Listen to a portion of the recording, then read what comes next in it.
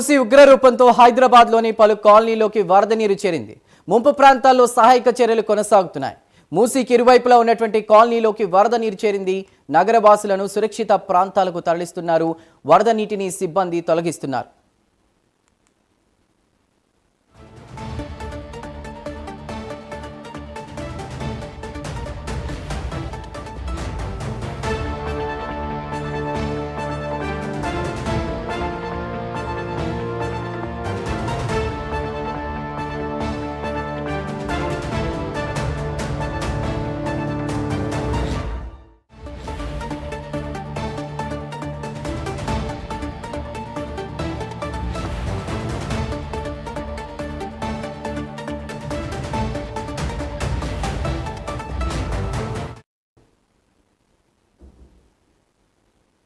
మూసీ ఉగ్రరూపంతో హైదరాబాద్లోని పలు కాలనీలోకి వరద నీరు చేరింది. ముంపు ప్రాంతాల్లో సహాయక చర్యలు కొనసాగుతున్నాయి. ఇక మూసీకి ఇరువైపులో ఉన్నటువంటి కాలనీలోకి వరద నీరు చేరింది. నగరవాసులను సురక్షిత ప్రాంతాలకు తరలిస్తున్నారు. వరద నీటిని సిబ్బంది తొలగిస్తున్నారు.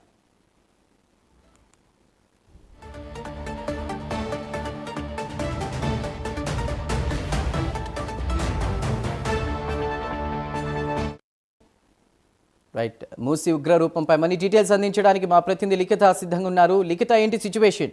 సహాయక చర్యలు ఎలా కొనసాగుతున్నాయి?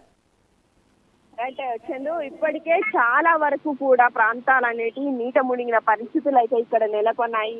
చందు, చాలా ప్రాంతాల్లో కూడా ఈ వరద నీరు అనేది రావడం, అంతేకాకుండా దీనికి సంబంధించి కూడా సహాయక చర్యలు ఎప్పటికప్పుడు అందించడం. ఈ గేట్లు ఎత్తే ముందే లోతట్టు ప్రాంతాల ప్రజలు ఎవరైతే ఉన్నారో వారందరినీ కూడా సురక్షిత ప్రాంతాలకైతే తరలించడం జరిగింది. వారికి కావాల్సిన సహాయక చర్యలు కూడా అందిస్తున్నారు. అదే విధంగా ఇక్కడ ఇటు తాండూరు ప్రాంతం, వికారాబాద్ ఈ ప్రాంతాల్లో కూడా వరద నీరు చేరడంతో ఈ యొక్క ఏవైతే గ్రామాలు ఉంటాయో అవన్నీ కూడా నీట మునిగిన పరిస్థితులు ఇక్కడ నెలకొన్నాయి.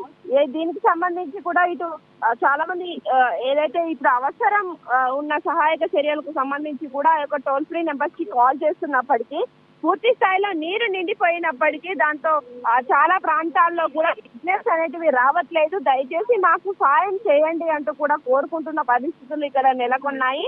ఇటు కొన్ని ట్రైన్లు కూడా ఇప్పటికే క్యాన్సిల్ చేసినట్లుగానైతే తెలుస్తోంది. దీనికి సంబంధించి ఇప్పటికే చాదర్ఘట్ ప్రాంతంలో మాత్రం పూర్తి స్థాయిలో ఇక్కడున్న ఏవైతే బస్తీలలో నివసించే వారు ఎవరైతే ఉంటారో వాళ్లకు సంబంధించి వారిని ఆల్రెడీ కూడా సురక్షిత ప్రాంతాలకు తరలించడం అయితే జరిగింది. అయితే ఇక్కడ చాలా ఇండ్లు అయితే నీట కొట్టుకుపోయిన పరిస్థితులు ఉన్నాయి. అంటే పూర్తి స్థాయిలో నీటిలో మునిగిపోయిన పరిస్థితి. ఇక్కడ ఉన్న కాళికా మాత మందిర్ కూడా పూర్తి స్థాయిలో నీళ్లలో మునిగిపోయిన దృశ్యాలు మనం చూడవచ్చు. అదే విధంగా చాలా ప్రాంతాల్లో కూడా ఈ వరద నీరు చేరడంతో ఈ ముప్పు ప్రాంతాలు ఏవైతే ఉన్నాయో వాటికి కొంతవరకు సహాయక చర్యలు అందినప్పటికీ వారి ఏదైతే ఇల్లు కావచ్చు, వారి సామాన్లు కావచ్చు, చాలా వరకు కొట్టుకుపోవడంతో ప్రజలు తీవ్ర ఇబ్బందులను అయితే ఎదుర్కొంటున్నారు. దీనికి సంబంధించి ఇప్పటికే అధికారులు సమీక్షలు నిర్వహిస్తున్న ఈ రేంజ్ లో వరదలు 10 సంవత్సరాలకు ఒకసారి ఇలా వస్తూనే ఉన్నాయి.